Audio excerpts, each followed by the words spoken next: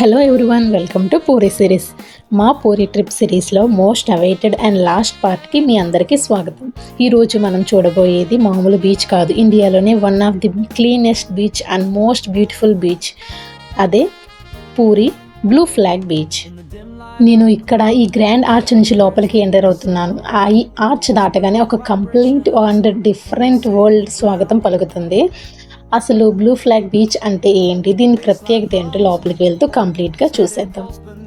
Friends, అసలు ఈ బీచ్కి బ్లూ ఫ్లాగ్ ట్యాగ్ ఎలా వస్తుందో తెలుసా? డెన్మార్క్కి చెందిన ఒక ఇంటర్నేషనల్ సంస్థ క్లీన్నెస్, సేఫ్టీ, పర్యావరణ పరిరక్షణ అండ్ క్వాలిటీ వాటర్ ఇలా మొత్తం 33 రకాల కఠినమైన నిబంధనలు పాటిస్తేనే ఈ బ్లూ ఫ్లాగ్ ట్యాగ్ వస్తుంది. పూరి బీచ్కి అక్టోబర్ 2020లో ఫస్ట్ టైం ఈ ప్రతిష్టాత్మకమైన బ్లూ ఫ్లాగ్ సర్టిఫికేషన్ వచ్చింది. సాధారణంగా పూరి మెయిన్ బీచ్లో రద్దీ, గందరగోళం ఎక్కువగా ఉంటుంది. కానీ ఈ బ్లూ ఫ్లాగ్ బీచ్కి వస్తే నిశ్శబ్దం, అద్భుతమైన పరిశుభ్రత, అలల సవ్వడి మాత్రమే వినిపిస్తాయి. ఫ్యామిలీతో ప్రశాంతంగా సమయం గడపడానికి ఇది పర్ఫెక్ట్ స్పాట్. అండ్ ఈ లెఫ్ట్ సైడ్లో ఉంది చూడండి, ఇదేమో పార్కింగ్ ఏరియా. మనం తెచ్చుకున్న వెహికల్స్ అన్ని ఇక్కడ పార్క్ చేసుకోవచ్చు. దీనికి ప్రత్యేకమైన ఒక ఫీ అంటూ ఉంటుంది, అది పే చేయాలి. ఇక్కడ మేము చాలా టైం స్పెండ్ చేసాం, 3 అవర్స్. 3 అవర్స్కి టికెట్ ఎంత ఉంటుంది లోపల అనేది మీకు నేను చెప్తాను. ఇది చూడండి, ఒక పాడుబడిన ఒక పెద్ద భవనం ఇది. దీన్ని ఎవరు యూజ్ చేయట్లేదు అనుకుంటా, మొత్తం ఎలా పెడితే అలా అయిపోయింది. ఇక్కడ టికెట్ తీసుకోవాలంటే మనం డైరెక్ట్గా మనీ ఇవ్వనవసరం లేదు, ఓన్లీ మొబైల్లో మాత్రమే ఇది టికెట్ తీసుకోవాలి. ఇదే టికెట్ కౌంటర్. టికెట్ ప్రైస్ వచ్చేసి మీకు 3 or 4 టైప్స్లో ఉంటుంది. మేము తీసుకున్నైతే షెల్ తీసుకున్నాం. మేము 3 అవర్స్కి ఒక్కొక్కరికి 30 రూపీస్. కిడ్స్కి అయితే ఫ్రీ, ఓన్లీ అడల్ట్స్ ఫీజు మాత్రమే ఉంటుంది. లోపలికి ఎంటర్ అవగానే వ్యూ మొత్తం ఇలా ఉంటుంది. ఇక్కడ ఇది కనిపిస్తుంది చూడు, అదే ప్యాలెస్. అది ఈ రైట్ సైడ్లో ఉంది చూడండి, కోకోనట్ బీచ్ కెఫే అని. పిక్స్ దిగడానికి అయితే చాలా బాగుంటుంది. ఈ లెఫ్ట్ సైడ్లో ఉన్నది మాత్రం అది ఒక టూరిస్టులకు ఉండడానికి ఒక హోటల్ లాంటిది, ప్యాలెస్. అది చాలా పెద్దది. ఇక్కడ నుంచి కొంచెం ముందుకు వెళ్ళేటప్పటికి ఒక గేట్ ఉంటుంది. ఆ గేట్ దాటిన తర్వాత లెఫ్ట్ సైడ్లో కోనార్క్ సన్ టెంపుల్ వీల్ ఉంటుంది కదా, అది ఉంటుంది. అది మన 10 రూపీస్ నోట్ మీద ఉంటుంది. ఒడిశాలోనే ప్రపంచ ప్రసిద్ధిగాంచిన కోనార్క్ సూర్య దేవాలయంలోని రథచక్ర నమూనాను అక్కడ ఎంట్రన్స్ గోడలపై అలంకరణలో చెక్కారు. మా పవి అయితే ఇక్కడ నుంచి రానంటుంది. ఇక్కడ చాలా సరదాగా ఉన్నట్టుంది. అందులో నుంచి లోపలికి తల బయటికి పెట్టి చూస్తూ ఆడుకుంటుంది. అలాగే రైట్ సైడ్లో ఒడిశా కళింగ శైలి శిల్పకళ ఉంటుంది. జగన్నాథ సంస్కృతి మరియు నృత్య రీతులు ఇక్కడ ఈ గోడపై చెక్కబడి ఉంటాయి. ఇక్కడ నుంచి 2 భాగాలుగా ఉంటుంది. అండ్ ఫస్ట్ అయితే మీకు లెఫ్ట్ సైడ్ చూపిస్తాను. లెఫ్ట్ సైడ్లో ఏమేమి ఉంటాయి, అక్కడ నుంచి ఎలా లోపలికి వెళ్ళాలి, లోపలికి వెళ్ళినప్పుడు ఏమేమి మనకి స్టార్టింగ్లో కనిపిస్తాయి అనేది మీకు చూపిస్తాను. ఫస్ట్ రాగానే మనకి డ్రింకింగ్ వాటర్ అనేది ఉంటుంది. ఇక్కడ స్టీల్ గ్లాస్ లాగా అలాంటిది ఏమి ఉండదు, డైరెక్ట్ పేపర్ గ్లాసెసే ఉంటాయి, డిస్పోజబుల్. ఇది చూసారా, ఇక్కడ గార్డెన్ అనేది ఎంత గ్రీనర్గా ఎంత బాగుందంటే ఎక్కడ చూసినా సరే చెట్లే కనిపిస్తాయి మనకి. ఇక్కడ నుంచి చిల్డ్రన్ పార్క్ అయితే స్టార్ట్ అవుతుంది. చిల్డ్రన్స్ మంచిగా ఎంజాయ్ చేయడానికి ఏంటంటే ఇవి ఎక్సర్సైజ్ చేసేవి, అలాగే స్లైడ్స్, స్వింగ్, ఇంకా చాలా చాలా రకరకాలు భలే ఉన్నాయి. చాలా బాగుంది. పిల్లలే కాదు, పెద్దవాళ్ళు కూడా ఆడుకోవచ్చు ఇక్కడ, అంత బాగుంటుంది. మనిషికి వచ్చి 30 రూపాయలే అంటే చాలా గ్రేట్. అది ఒక 3 అవర్స్ మేము ఇక్కడే స్పెండ్ చేసాము. 3 అవర్స్ తర్వాతే మేము బయటకు వెళ్ళాము. పిల్లలకైతే ఎటువంటి టికెట్ అనేది ఉండదు ఇందులో. చూడండి ఎంత బాగుందో. లెఫ్ట్ సైడ్లోనేమో పిల్లలకి ఉంది, రైట్ సైడ్లోనేమో మొత్తం బీచే ఉంది. చాలా అట్రాక్టివ్గా ఉంది. ఇది చూసారా, అది సినిమాల్లో చూస్తూ ఉంటాం కదా, అది అలా ఉంది. దాని పేరేంటో నాకు తెలియదు, మీకు తెలిస్తే కమెంట్ చేయండి. అలాగే ఇక్కడ నుంచి మనకి లెఫ్ట్ సైడ్లో జెంట్స్కి, లేడీస్కి కూడా టాయిలెట్స్ ఉంటాయి ఈ పక్కన. అండ్ స్నానం చేయడానికి కూడా ఇక్కడే ఉంది, లెఫ్ట్ సైడ్లోనే ఉంటున్నాయి వాష్రూమ్స్ అనేవి. ఇవి వీడియో నేను స్పీడప్ చేశాను. ఎందుకంటే చాలా లాంగ్ అయిపోతుంది కాబట్టి కొంచెం కొంచెం కట్ చేసి స్పీడప్ చేశాను. అందుకే మీకు కొంచెం గందరగోళంగా అనిపించొచ్చు. అలా వీడియో మాత్రం ఫుల్‌గా చూడండి. ఎండ్ వరకు చూడండి.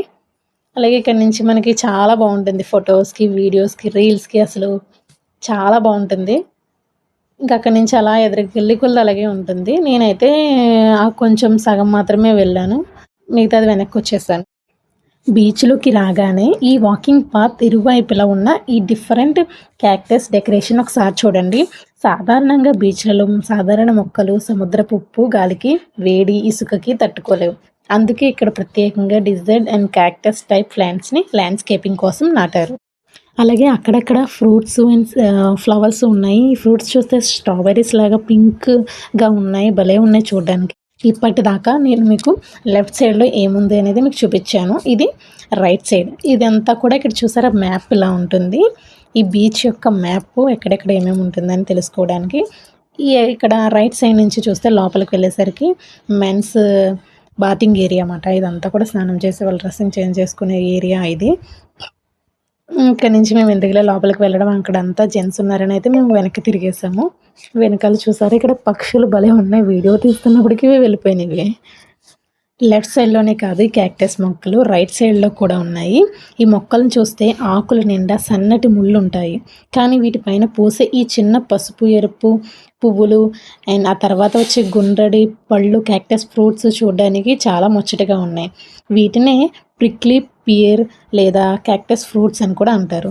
ఇసుక తీరానికి ఇవి ఒక యూనిక్ అండ్ రాయల్ లుక్‌ని ఇస్తున్నాయి. ఈ ముళ్ళ మొక్కలు కేవలం అందానికే కాదు, టూరిస్టులు ఇసుక భాగాల్లోకి పడిపోకుండా, ప్లాంటేషన్‌ని పాడు చేయకుండా ఒక నేచురల్ బౌండరీ లాగా కూడా పనిచేస్తాయి. ఇక్కడ చూసారా ఫ్లవర్స్ ఎలా ఉన్నాయో, ఫ్లవర్స్ తర్వాత ఫ్రూట్స్ అయితే స్టార్ట్ అవుతున్నాయి. ఇక్కడ చూసారా ఫ్లవర్స్ ఎంత బాగున్నాయి, బ్రహ్మకమలం టైప్‌లో ఉన్నాయి. అండ్ ఈ ఫ్లవర్ తర్వాత ఫ్రూటింగ్ స్టార్ట్ అవుతుంది. కొన్ని కొన్ని ఫ్రూట్స్ అయితే ఉన్నాయి చూడండి, ఇక్కడే ఉంటాయి పింక్ కలర్‌లో చూస్తే భలే ఉన్నాయి. ఈ కొన్ని దేశాల్లో అంటే చైనా లాంటి దేశాల్లో ఈ పెద్ద క్యాక్టస్ కాయల్ని ముళ్ళు పై భాగం అంతా చెక్కేసి వండుకొని తినడం అయితే నేను కొన్ని వీడియోలో చూశాను. మీరు కూడా చూసే ఉంటారు. అలాగే ఈ ఫ్రూట్‌ని కూడా వాళ్ళు తింటారేమో నాకైతే తెలీదు. మీకు గనక తెలిస్తే కమెంట్ చేయండి. ఇందాకటి నుంచి బ్లూ ఫ్లాగ్ అని ఒక్కటే చెప్తున్నాను కదా! ఆ బ్లూ ఫ్లాగ్ ఎక్కడుందో చూపిస్తాను. ఎలా ఉంటదో చూపిస్తాను. ఇక్కడే మనకి అదిగోండి ఈ ఫ్లాగ్ పిక్స్ స్క్రీన్ మీద ఇస్తున్నాను, క్లియర్‌గా చూడండి. ఇది ఇండియా ఫ్లాగ్ మధ్యలో ఉంది చూడండి. ఇండియా ఫ్లాగ్ కింద ఉంది చూడండి, అదే బ్లూ ఫ్లాగ్. ఇక్కడ బీచ్‌లో బ్లూ కలర్‌లో చైర్స్ కనిపిస్తున్నాయి కదా కుర్చీలు, అవి పర్యాటకులు విశ్రాంతి తీసుకోవడానికి. అలాగే దీనికి మనం 1 అవర్‌కి 50 రూపీస్ అయితే పే చేయాలి. ఇక్కడ ఉంది చూసారా పూరి గుడిసెలాగా ఒక గొడుగులా ఉంది కదా, అదైతే మాత్రం 100 రూపీస్ పర్ చైర్. బీచ్‌ని చూస్తుంటే ఎంత హాయిగా ఉందంటే, అలానే చూస్తూ ఉండాలనిపిస్తుంది. అంత హాయిగా ఉంది.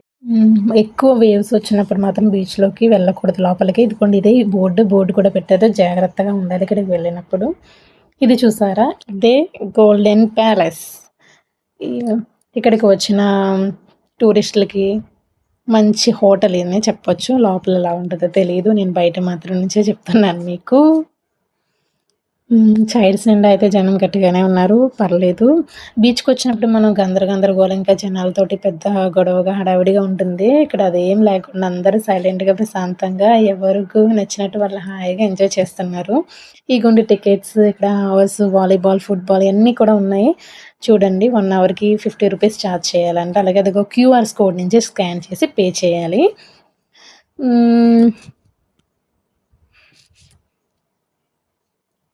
మా వాళ్ళెక్కడున్నారో ఏంటో ఎతుక్కోవాలిప్పుడు. వీళ్ళ ముగ్గురు ఎక్కడ తప్పిపోయారో ఏంటో. ఎక్కడి నుంచి అల్లరి చేస్తున్నారో మరి. ఇదిగోండి ఇక్కడ కనిపిస్తున్నారు వీళ్ళు. ఏదో చేస్తున్నారు మొత్తం మీద ఇక్కడ ముగ్గురుని. దగ్గరికి వెళ్ళి చూద్దాం. ఇక్కడ తవ్వుతున్నారు. తండ్రి, కొడుకు పెద్ద గుంటే తవ్వేశారు. అలాగే ఇందులో శశి ఇప్పుడు నించుంటాడు. నించున్న తర్వాత వీడిని మొత్తం కాళ్ళు మొత్తం కప్పేస్తారు.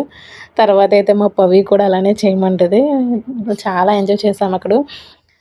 ఇలా దూరంగా వెళ్ళినప్పుడు ఫ్యామిలీతో మంచిగా టైం స్పెండ్ చేస్తూ ఉంటే చాలా హాయిగా అనిపిస్తది. మనసు ప్రశాంతంగా ఉంటుంది.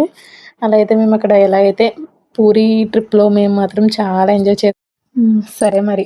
అయితే ఇక సెలవు ఈ పూరీ నుంచి అయితే ఇంక మేము ఈ నైట్ అయితే వెళ్ళిపోతున్నాం. Thank you for watching.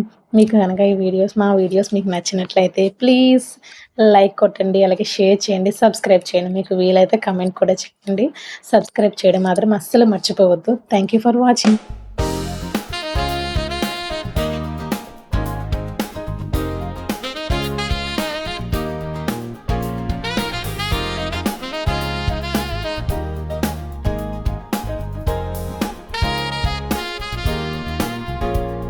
In the dim light of the club, the air is thick with sound. Mortal whispers rock vibrations in this sacred ground. The bassline hums, a steady pulse beneath my feet. The saxophone cries, this melody so bittersweet in the city of